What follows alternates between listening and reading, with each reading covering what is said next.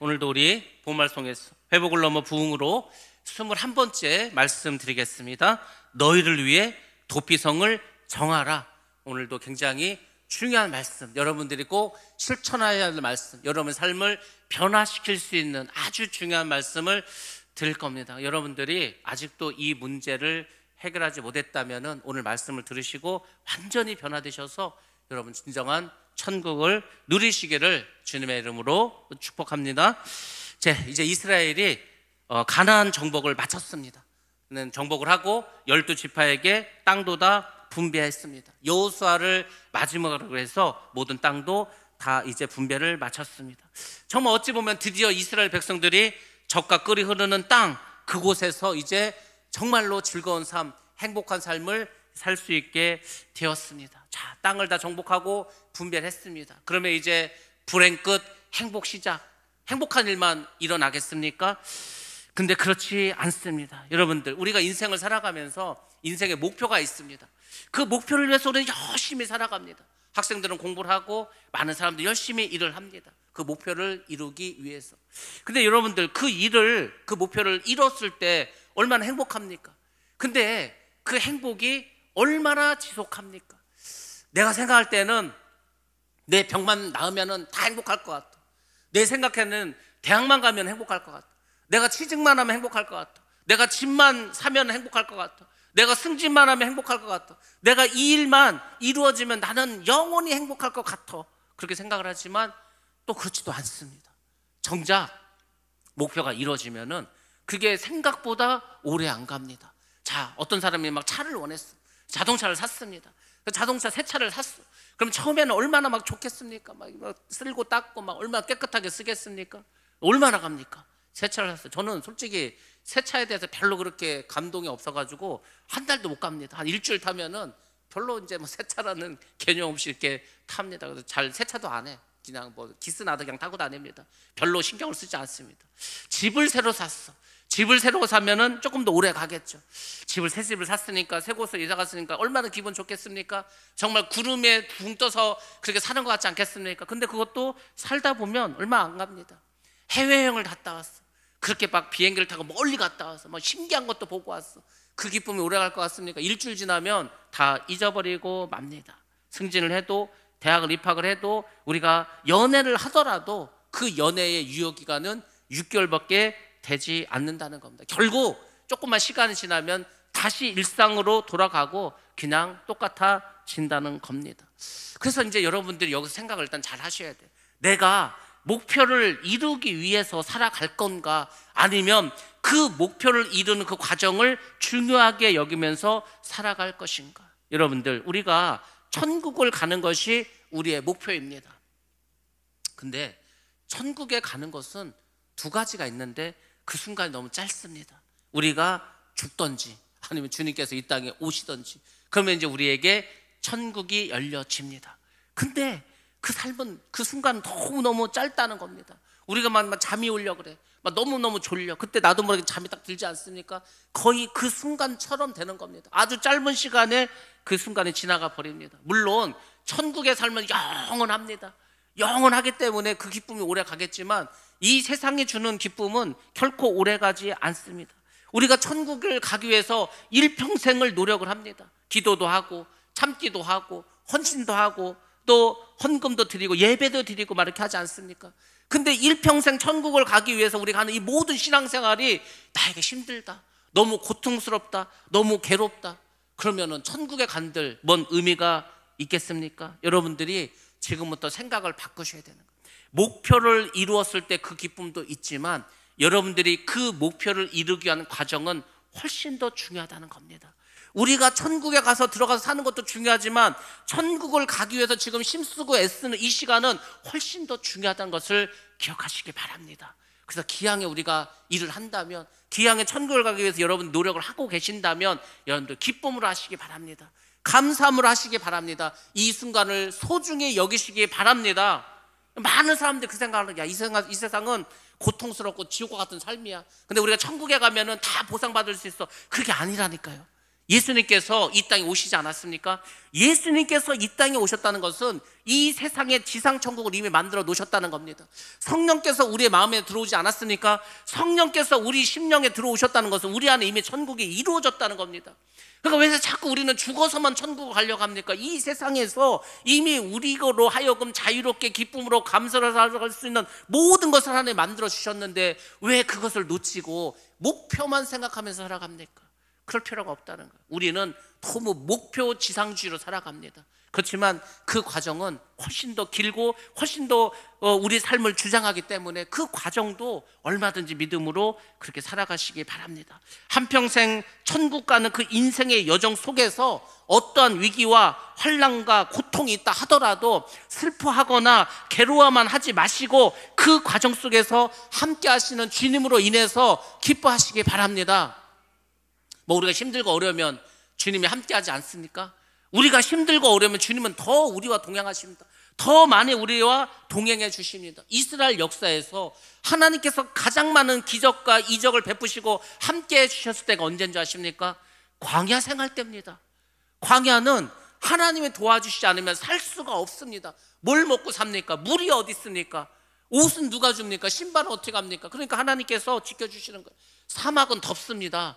밤이 되면 춥습니다. 불기둥과 기둥 그 구름 기둥이 아니면 절대 살아갈 수가 없습니다. 하나님의 은혜가 가장 풍성하지 않습니까? 그러니까 여러분이 힘들고 어려운 그 순간에 하나님은 가장 여러분과 함께 하시고 동행하시고 여러분의 모든 것을 지켜주시고 보호해 주십니다.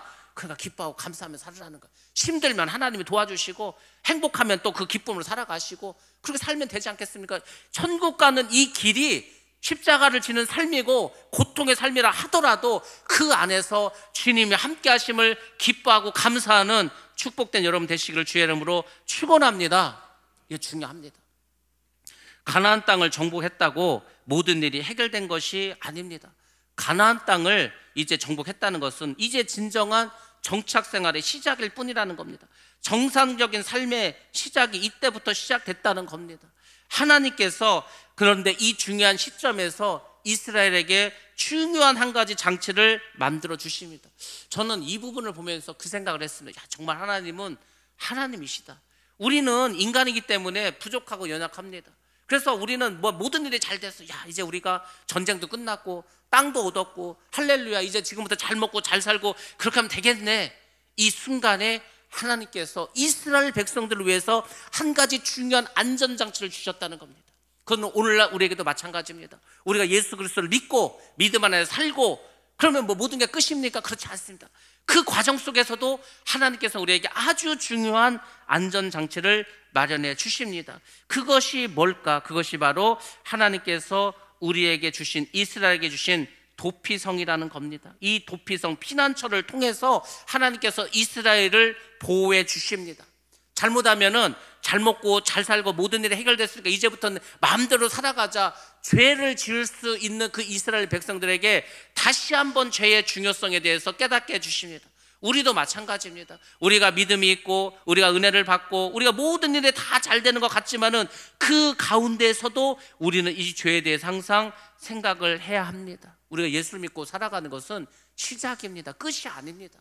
여러분들 항상 우리 삶은, 진정한 우리의 삶은 저 천국에 있고 이 땅에서의 삶은 항상 우리가 죄에 대해 생각하면서 주시는 은혜를 생각하면서 그렇게 믿음으로 살아가는 것, 이것이 중요합니다. 그래서 하나님께서 우리에게 도피처를 주셨고 그 도피처가 바로 우리 주 예수 그리스도라는 것을 기억하시기 바랍니다. 하나님은 가나안 땅에 도피성을 만들라고 이스라엘 백성에게 명령을 합니다. 물론 민수기에서 이미 도피처를 만들라고 명령해 주셨습니다. 그리고 가나안 땅을 다 정복한 후에 다시 한번 말씀해 주십니다. 너희들이 도피성을 만들어라. 다음 주에 제가 이 도피성에 대해서 자세히 말씀드리겠지만은 총 6개를 만듭니다. 어떻게 만든지 아십니까? 요단강을 중심으로 해서 동편에 3곳, 서편에 3곳입니다. 그리고 어디서 가든지 빨리 갈 수 있도록 거리 조정을 다 해주십니다. 왜? 이게 너무 멀리 있으면은 도피성에 가기도 전에 누군가가 죽임을 당할 수 있기 때문에 하나님께서 그 거리를 다 일일이 조정해서, 그리고 그 도시를 정해주시는데 그 도시 의미의 이름의 모든 의미가 다 복음이 숨겨져 있다는 거. 그러니까 하나님이 일하시는 것은 그냥 하는 게 아니라는 것을 우리가 이 도피성을 통해서 여러분들이 깨달으셔야 됩니다. 아무튼 하나님께서 도피성을 통해서 우리에게 안전장치를 주셨는데 어떤 거냐면 이겁니다. 부지 중에 살인한 자. 우리가 내가 저 사람을 죽여야 되겠다 이렇게 해서 죽인 게 아니고 실수로 잘못해서, 아니면 나는 몰랐는데 나의 잘못으로 누군가가 죽을 수 있다는 겁니다. 오늘날 치면은 과실치사입니다. 교통사고가 대표적이지 않습니까? 교통사고로 내가 다른 사람을 죽일 수도 있습니다.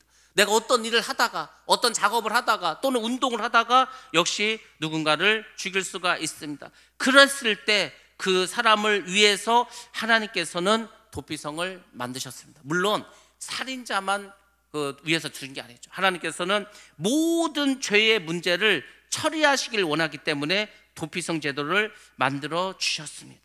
그러면 하나님께서는 왜 이 좋을 때에, 땅도 다 정복하고 다 땅도 분배된 이 좋을 때에 다시 한번 죄의 문제를 거론하셨을까? 그것은 우리가 죄의 문제를 해결하지 않고는 우리의 삶이 행복하지 않기 때문입니다. 돈 많이 벌면 행복합니까?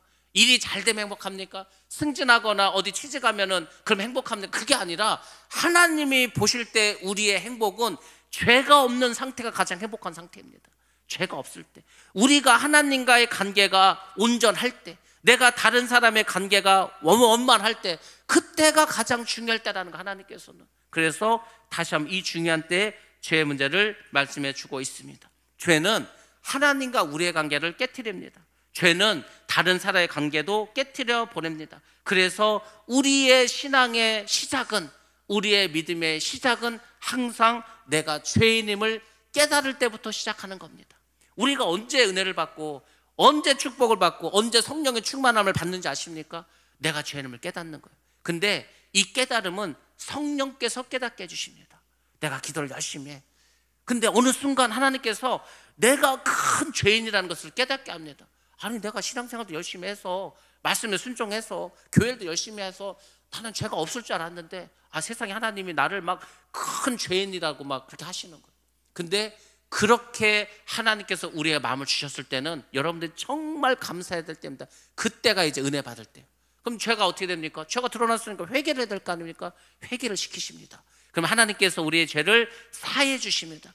용서해 주십니다. 그 다음에 뭐 하십니까? 성령을 주시고 복을 주시고 은혜를 주시고 축복을 내려 주십니다. 그래서 모든 축복과 은혜의 시작점은 내가 죄인임을 깨닫고 회개를 할 때부터 시작되는 겁니다. 그래서 하나님께서 이스라엘 백성들에게도 말씀해 주시는 겁니다. 너희들이 땅을 다 정복했다고, 전쟁이 끝났다고, 땅을 다 분배받았다고 그 기뻐하고 즐거울 일이 아니다. 너희들이 지금부터 진짜 신앙생활을 하는 거다. 지금부터 너희들이 죄를 짓지 않고 나와 온전한 관계를 맺는데 힘을 쓰기 바란다. 그리고 너희들끼리 문제에서 반드시 어떤 문제가 생길 거다. 그때 너희들이 이렇게 살아가라고 도피성 제도를 마련해 주셨습니다.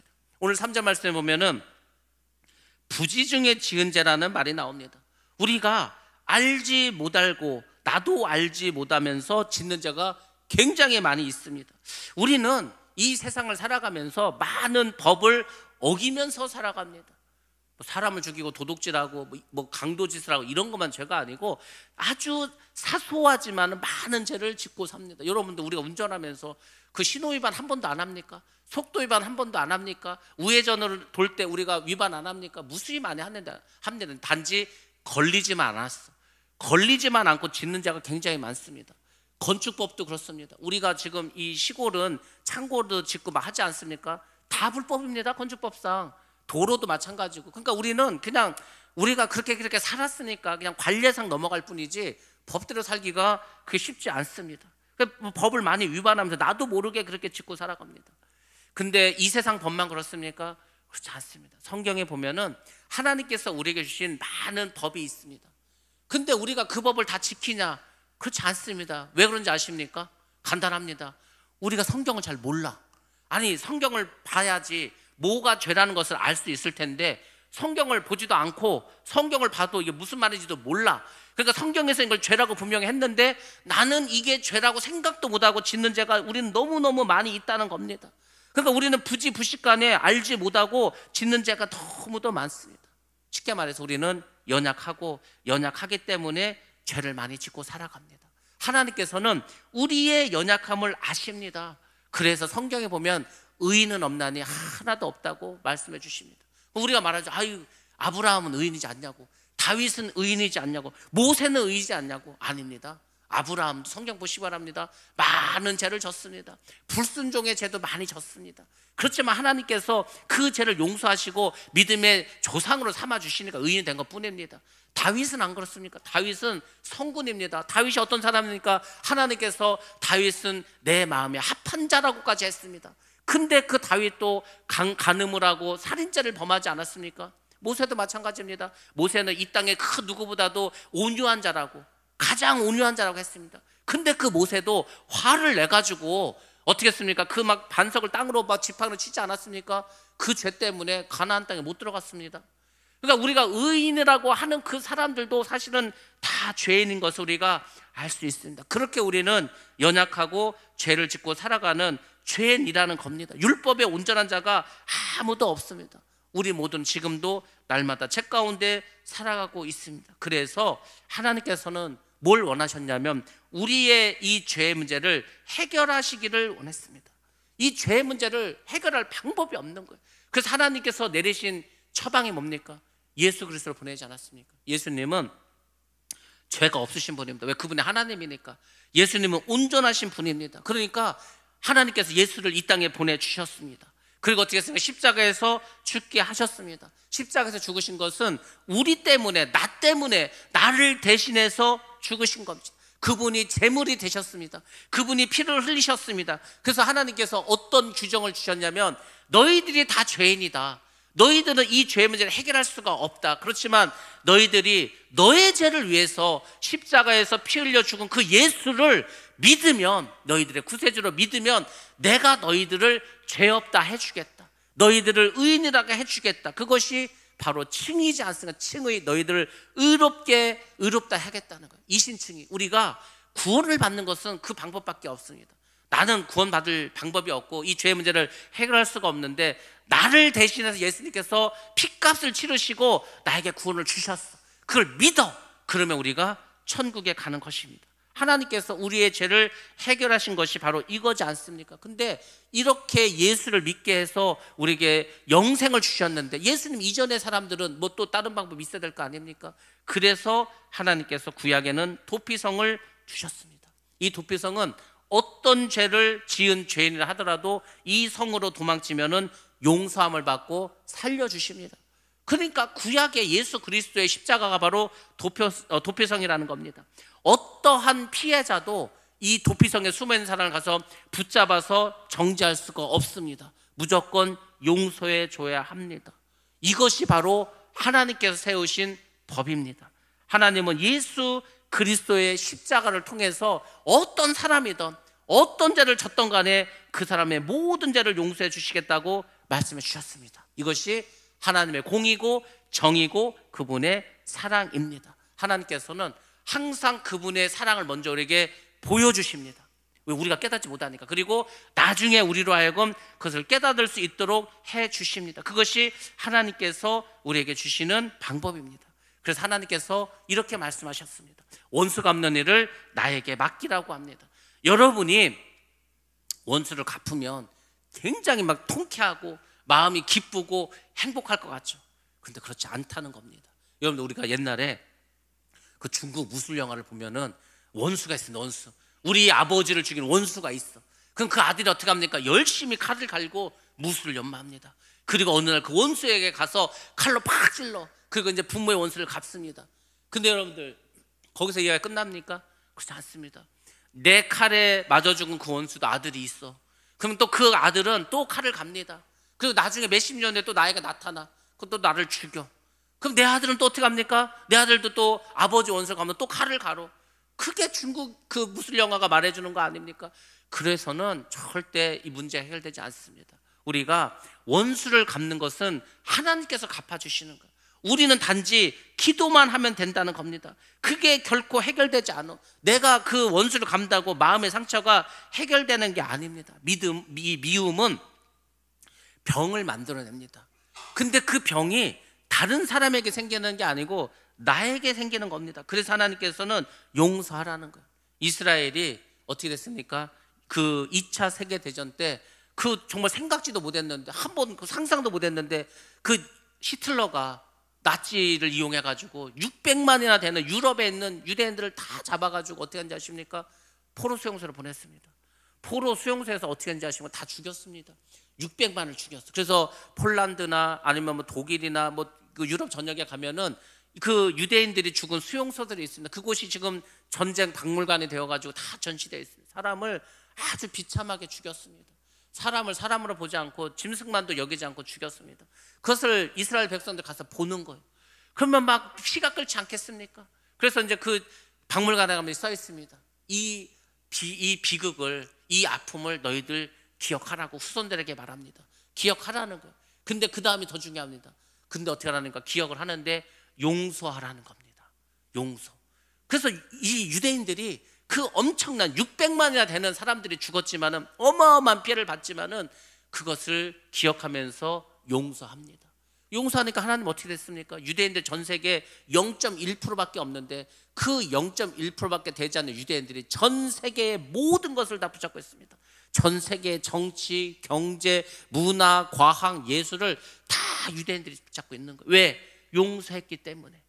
근데 그 중국 무술 영화처럼 계속해서 복수를 해라, 계속해서 원수를 갚아라, 그러면은요 끝이 없는 겁니다. 계속해서 마귀의 역사만 일어나는 겁니다. 세상이 점점 악해지는 겁니다. 여러분들, 왜 세상이 악해집니까? 이 세상은 마귀가 사람들에게 계속 그런 마음을 주는 거야. 야, 원수를 갚아라. 왜 네가 참냐? 원수를 갚아라. 계속 악해지지 않습니까?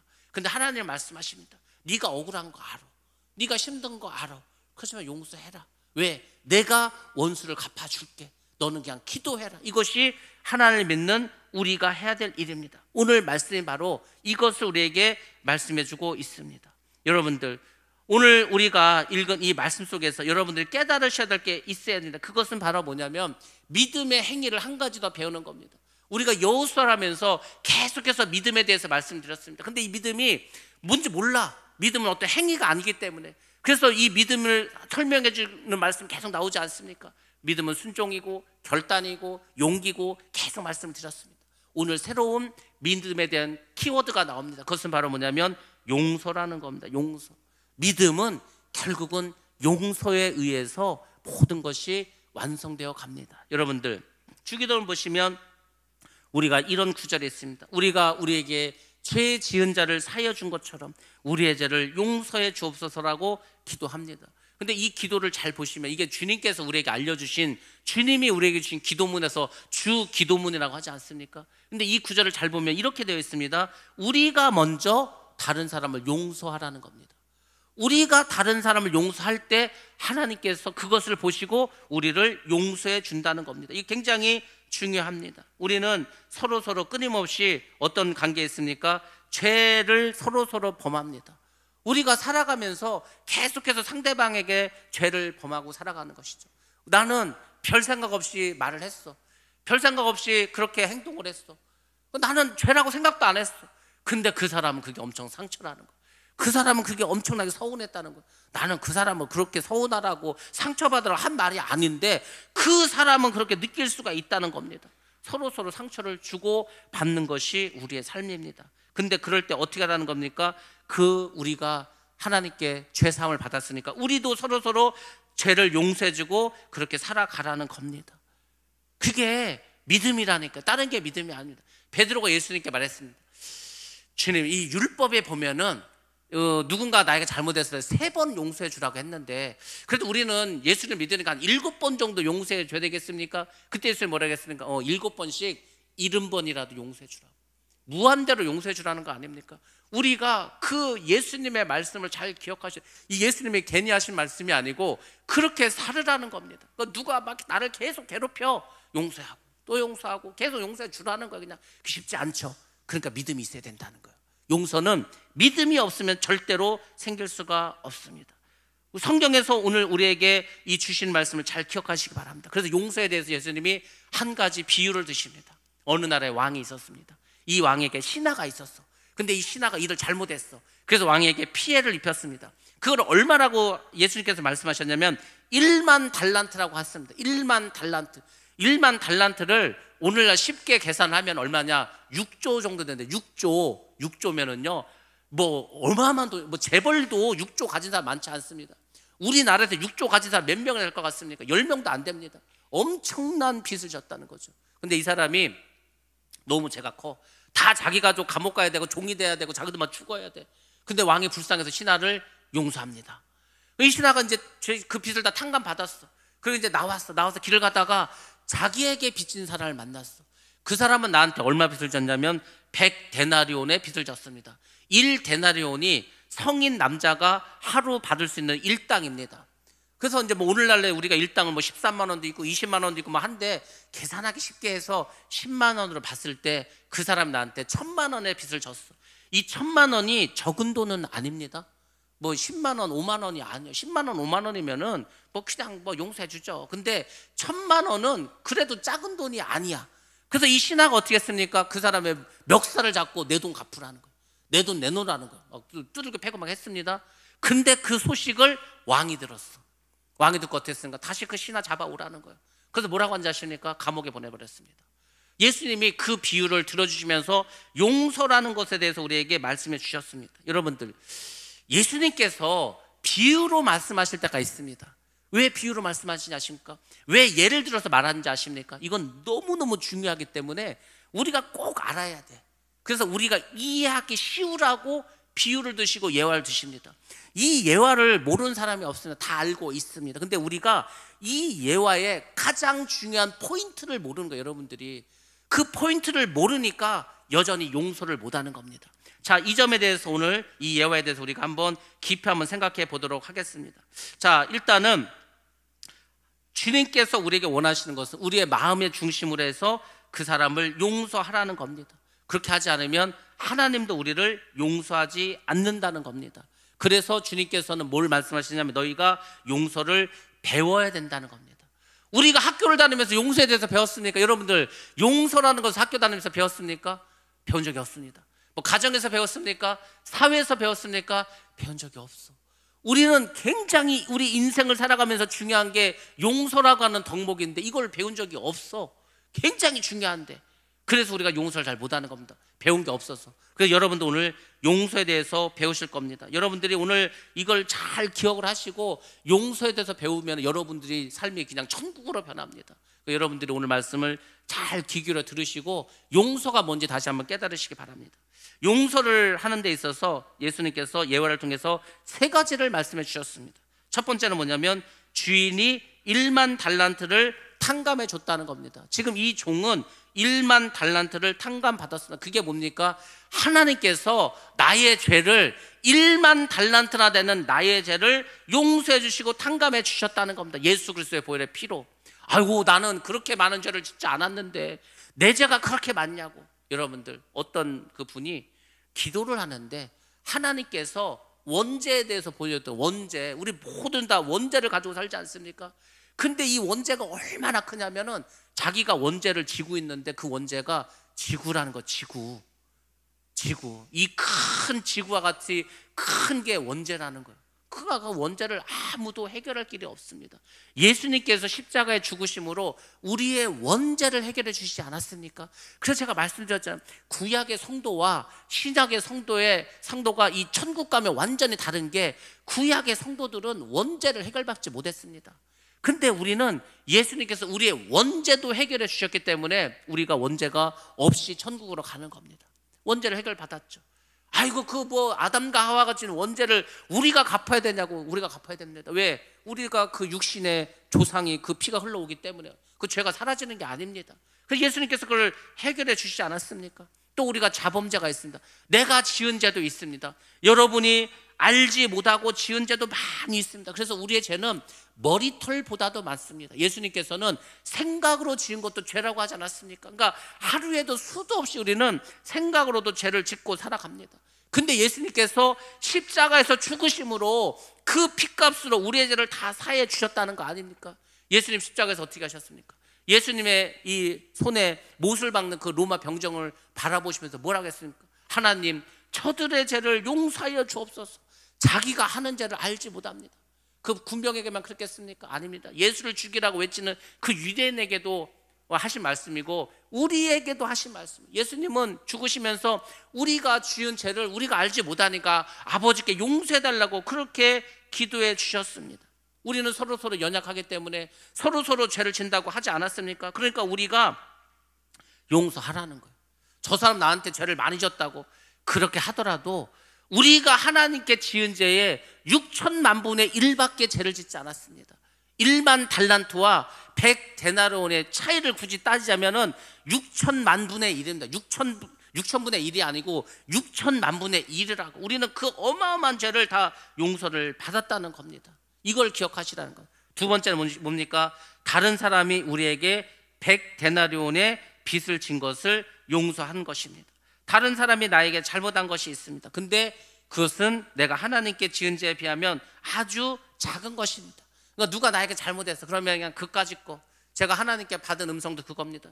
제가 누가 너무 막 나를 힘들게 했어. 막 나에게 막 죄를 졌어.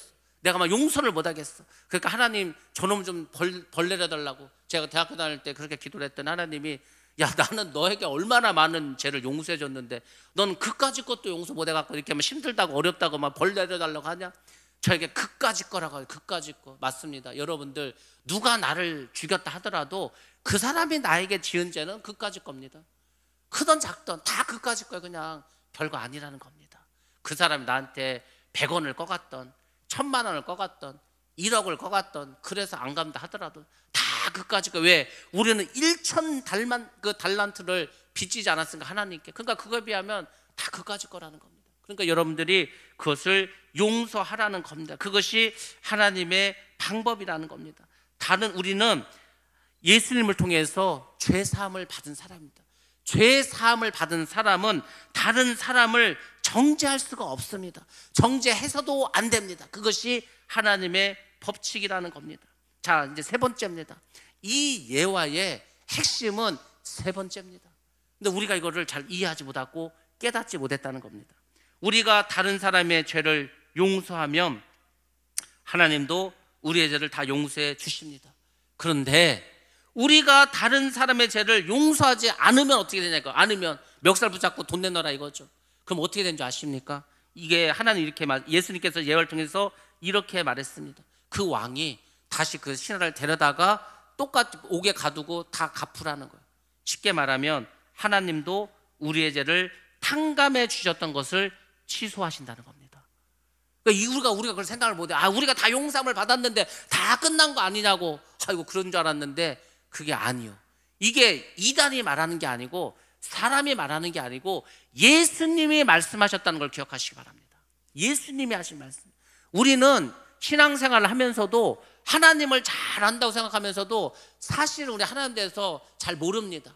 우리가 하나님에 대해서 알고 있는 건 아주 극히 일부분. 하나님은 사랑이 많으시대. 하나님은 우리를 창조하셨대. 그분은 공의로우시고 자비로우신 분, 거룩하신 분이래. 그 치료의 하나님, 준비하시는 여호와 이레, 여호와 라파 막 얘기하지만은 우리는 그 하나님에 대해서 너무 일부분만 아는 거예요. 사실은 하나님이 이런 분이라는 걸 아십니까? 예수 십자가를 지게 해서 우리의 죄를 용서하신 그 하나님이 우리가 다른 사람을 용서하지 않으면 우리를 용서했던 것을 탕감했던 것을 취소해버린다고. 그게 이 예화의 핵심입니다. 그러니까 우리가 누구를 용서하고 안 하는 것을 그냥 선택으로 생각해. 그냥 저놈은 용서하고 저 사람 용서하지 말고. 그게 아니라는 거예요. 예수님은 다 용서하라는 거예요. 다. 그 사람이 너한테 어떤 잘못을 했던 간에 다 그까짓 거예요. 다 1만 달란트야. 그냥 100데나리온이야. 네가 나한테 진 죄에 비해서는 아무것도 아니야. 다 탕감하고 용서하고 없애라는 거예요. 그렇지 않으면 너 그냥 옥에 보내고 너 그냥 내가 너 용서해 준다는 거 취소해 버리겠다는 겁니다. 취소해 버리면 어떻게 됩니까? 우리의 죄를 다시 우리는 뒤집어 쓰는 겁니다. 그러면 우리는 어떻게 됩니까? 지옥 가는 겁니다. 이게 무서운 말씀이요. 우리가 하나님을 잘 모른다니까요. 우리가 월요일 날 요한복음을 공부합니다. 그 요한복음을 한국 성경도 아니고 영어 성경으로 해가면서 합니다. 그 이유가 뭔지 아십니까? 우리가 성경을 볼 때 이해하지 못하는 게 많어. 잘 알지 못하는 것도 많어. 물론 원어로 보면 훨씬 더 좋겠죠. 근데 제가 헬라어에 능통한 것도 아니고 헬라어로 한데 우리가 알 수 있어요. 그나마 영어는 우리가 그냥 해석은 할 수 있으니까. 근데 영어로 해석해 보면은 한국 성경하고 굉장히 의미가 다릅니다. 우리가 잘못 착각한 것도 되게 많어. 그래서 영어를 하는 거 아닙니까? 영어를 못하네. 영어를 못해도 상관없습니다. 와서 앉아 계시면 다 한국말로 설명을 해드리니까. 우리가 성경을, 말씀을 그렇게 이해하고 공부하셔야 된다니까요. 우리가 너무 성경을 모르는 거예요. 성경도 모르면서 교회만 다니면 믿음이 있다 생각하고 살아갑니다. 이 예화를 우리가 누가 모릅니까? 다 알지. 이 왕이 그냥 그 많은 빚을 탕감해 주고, 근데 이 사람이 그냥 1만 달란 자기한테 그 100다니엘 안 갚은 사람 그냥 빚 안 갚아서 그냥 감옥에 보냈대. 뭐 우리는 줄거리만 알지 핵심을 모르지 않고 있지 않았습니까? 하나님께서 니들이 서로서 용서하지 않으면 내가 너희들 용서한 거 취소해버려. 니네 다시 감옥 가. 니네 지옥 가. 이게 핵심이라고. 이 말을 예수님의 제자도 아닌 예수님께서 직접 하셨습니다. 그 용서라는 것을 말씀하시면서, 그래서 7번씩 70번이라도 용서라는 게 그겁니다. 야, 다 용서해, 다 용서해. 그 아무것도 아니에요. 그 대신 하나님께서 우리에게 약속하신 거죠. 그럼 하나님, 내가 억울해서 어떻게 삽니까? 그래서 내가 네 원수의 머리 위에 죄를 내가 올려놓게, 숯불을 올려놓게. 숯불을 하나님께서 하신다는 거예요. 기도 말하는 겁니다. 여러분들 이걸 잘 생각하셔야 돼요. 왜 내가 예수를 믿으면서도 기쁨이 없습니까? 왜 예수를 믿는데도 감사가 없습니까? 왜 예수를 믿는데 내 삶이 변화되지 않습니까? 이런 걸 못해서 그런 거예요. 굉장히 중요한 건데, 우리 믿음의 핵심 중에 핵심은 용서입니다. 왜? 우리가 용서를 받은 사람이기 때문에. 우리가 예수를 믿었다는 것은 그분이 십자가에서 우리 대신 모든 죄를 사해 주셔서 우리 죄를 용서받았다는 게 믿음이지 않습니까? 그만큼 용서는 중요한 거예요. 이거를 용서하고 말고 차원이 아니라니까. 이거는 내가 천국 가고 지옥 가는 문제입니다. 굉장히 중요한 거예요. 우리가 다른 죄는 하나님께서 그냥 넘어갔어도요, 용서에 관해서는 지금 구원을 취소할 만큼 큰 죄라고 알려주는데, 용서하지 않은 거는 어마어마하게 큰 죄입니다.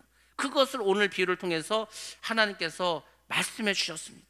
우리가 용서의 필요성을 아셔야 되고, 그래서 용서를 배우셔야 된다는 겁니다. 여러분들, 용서의 필요성을 꼭 깨달으시기 바랍니다. 제가 목회를 하다 보니까 여러분들 이제 상담할까 하는 상담을 합니다. 그럼 이제 어떤 분이 와가지고 자기가 억울한 일을 당했다는 거, 힘든 일을 당했다는 거 쭉 이야기를 합니다. 가만히 이야기를 들어봐. 그런데 이제 신기한 게 있습니다. 그 신기한 게 뭐냐면은 그 상대방이 있을 거 아닙니까? 상대방. 그것도 상대방의 얘기도 한번 들어봅니다. 그러면은 전혀 다른 이야기를 하는 거, 전혀 다른 이야기를. 누구 말이 맞는지 알 수가 없어. 양쪽 말을 다 들어봐야 되겠죠. 들어보면은 어디서 오해가 생겼구나, 어떤 게 문제였거나를 알 수가 있습니다. 물론 내가 죄가 없는데 누가 나를 중상모략하기 위해서, 나에게 누명을 씌우기 위해서 그렇게 무고죄를 저지른 사람들, 나는 죄가 없는데 나에게 막 잔뜩 막 누명을 씌워가지고 그렇게 할 수도 있습니다. 물론 억울하죠. 근데 하나님이 그 억울한 것도 용서하라는 거. 왜? 네가 정말 억울한 일을 당하고 누가 너를 중상모략했다면 내가 그 놈을 벌해주겠다는 거예요. 네가 할 필요 없어. 여러분에게 중상모략하고 여러분에게 누명을 씌운 사람을 벌 줄 수 있습니까? 못 줍니다. 어떻게 할 거예요? 재판을 걸어도 고소를 해도요, 이게 법적으로 해결이 쉽게 될 것 같지만 안 되는 거예요. 내 마음만 더 괴롭습니다. 하나님이 기도만 하라니까. 너는 그냥 기도만 해. 너는 기도만 하면 내가 알아서 해결해 주겠다는 겁니다. 근데 왜 그걸 내가 해결하라고 합니까? 대부분의 인간관계에서 문제는 뭐냐면 착각이 들어가고 오해가 많이 들어가 있습니다. 다른 사람이 나에게 뭘 잘못했어. 그러면 여러분들 이 세 가지를 기억하시기 바랍니다. 첫 번째는 뭐냐면, 그 사람이 나에게 잘못을 했다고 내가 지금 판단하고 있지만 그 사람이 항상 나에게 잘못한 것은 아니었다는 거예요.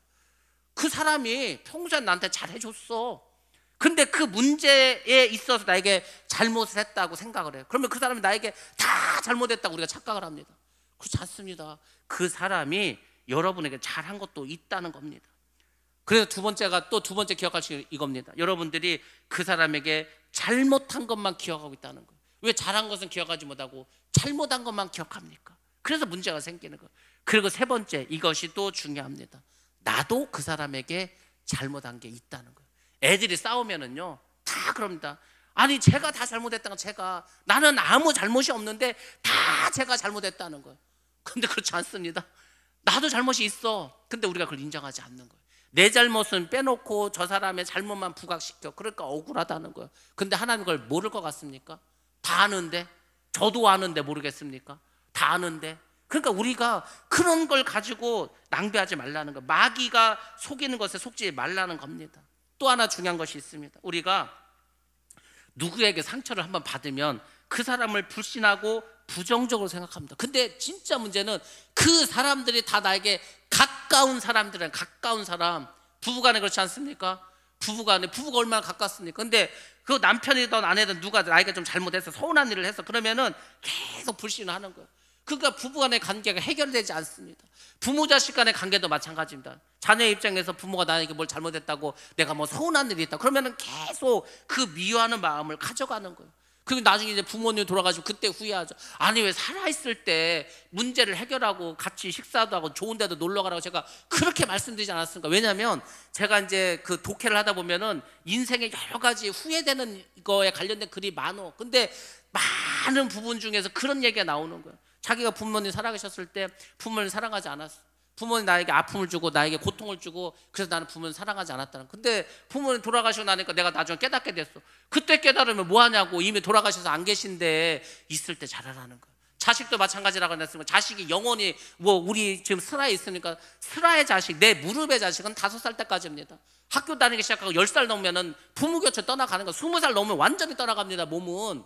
그러니까 있을 때 잘하라는 거야. 있을 때 잘 행복하게 살지 왜 자꾸 후회할 일을 만드냐 이겁니다. 목자와 성도 간의 관계도 마찬가지입니다. 사소한 문제로 그렇게 문제가 발생하면은 그것을 여러분들이 기도로 해결하셔야 돼요. 성도 간의 관계도 마찬가지입니다. 다 이해하고 다 우리가 얼마든지 용서하고 나갈 수가 있습니다.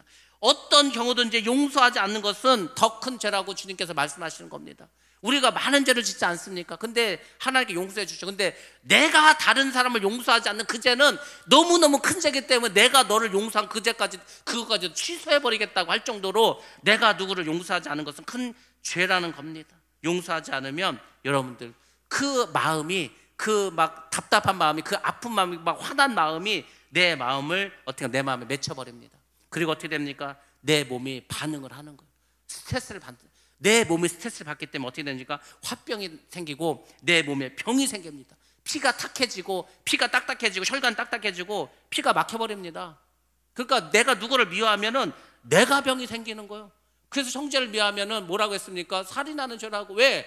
내가 나를 죽이는 거, 내가 나를. 그러니까 이거는 굉장히 큰 죄라는 겁니다. 영적으로도 은혜를 상실해 버리고 맙니다. 그래서 성경에서는 이 용서에 대한 것을 굉장히 주님도 말씀하셨고 사랑의 사도인 이 요한도 많은 말을 했습니다. 말씀 한번 보겠습니다. 요한일서 3장 14절부터 15절 말씀입니다. 시작. 우리는 형제를 사랑함으로 사망에서 옮겨 생명으로 들어간 줄을 알거니와 사랑하지 아니하는 자는 사망에 머물러 있느니라. 그 형제를 미워하는 자마다 살인하는 자니 살인하는 자마다 영생이 그 속에 거하지 아니하는 것을 너희가 아는 바라. 아멘. 아멘. 14절 말씀을 다시 한번 보여주시기 바랍니다. 14절에 뭐라고 했습니까? 우리는 형제를 사랑함으로 사망에서 옮겨 생명으로 돌아갔다는 거예요. 우리가 형제를 사랑해서 용서해서 우리가 구원을 받았다는 겁니다. 15절 가시기 바랍니다. 15절에서 근데 뭐라고 했습니까? 형제를 미워하는 자마다 살인한 자라는 거. 살인. 그래서 어떻게 됩니까? 살인한 자보다 영생이 그 속에 거하지 않는다.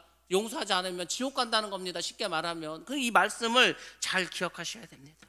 용서하지 않으면 우리 마음속에 고통이 있고 육신의 병도 생기고 영적으로 은혜도 상실하고 성령은 떠나가시고 하나님은 나의 죄 사하심도 취소해 버립니다. 그래서 여러분들 용서하셔야 됩니다. 용서에는 뭐가 필요한지 아십니까? 용기가 필요합니다. 내가 먼저 손을 내밀어야 돼. 용기가 필요하다니까요. 아니 잘못은 제가 했는데 왜 내가 먼저 용서해야 되는 겁니까? 하나님 그러시는 거 네가 해야 돼. 네가 먼저 은혜를 받았잖아. 하라고 합니다. 힘을 내야 합니다. 긍휼한 마음을 가지신 내가 누구를 용서하면은요 그 사람은 그렇게 불쌍히 보이는 거예요. 저 사람 저렇게 살면 안 되는데 저렇게 되면 안 되는데 불쌍한 마음이 생깁니다. 그리고 내 마음은 천국으로 변하게 되는 겁니다. 그러니까 여러분들이 용서하심으로 여러분의 마음에 천국을 이루시고 여러분의 가정도 천국을 이루시고 우리 교회도 천국을 이뤄가고 이 사회도 천국을 이뤄가고 뭘 누가 그렇게 잘못했다고 뭐 다 맨날 감옥 보내고 합니까? 그럴 필요 없습니다. 그냥 힘을 합쳐서 용서하고 나아가면 되는 거예요. 우리나라는 남북이 갈려있지 않습니까? 동서도 갈렸어. 세대도 갈렸어. 지금 또 이념으로 갈렸어. 계속 갈려지고 있습니다. 이게 뭔지 아십니까? 마귀 사탄 마귀가 하는 거예요. 뭐 그 상대방이 이렇게 잘못한 게 아니라니까. 그 사람 뭐 감옥 가서 이렇게 평생 뭐 그렇게 뭐 한풀이 하는 게 아닙니다. 근데 우리가 나도 모르게 자꾸 정치인들에 속아가지고 마귀에 속아가지고 막 미움이 생기는 거. 그 사람 그렇게 미운 사람 아니고 그 사람 그렇게 잘못한 사람이 아니라고. 그러니까 여러분들 그런 미워하는 그런 사회를 만들어가는 것이 아니라 용서하고 사랑을 베풀 수 있는 그런 여러분 되시기 바랍니다. 그것이 여러분의 천국에서 살아가는 거고 그런 사람이 천국에 가서 살게 될 줄로 믿습니다. 추석 명절을 맞이해서 많은 형제자매를 만나게 될 겁니다. 어떤 가족은 형제들끼리 철천지 원수도 많이 있을 겁니다. 이번 기회에 형제들과의 그 원수도 다 해결하시기 바랍니다. 사랑하시고 용서하시기 바랍니다. 여러분이 그렇게 할 때 하나님의 자녀가 되고 천국의 주인공 될 줄로 믿습니다. 그런 저희 여러분 되시기를 주의 이름으로 축원합니다.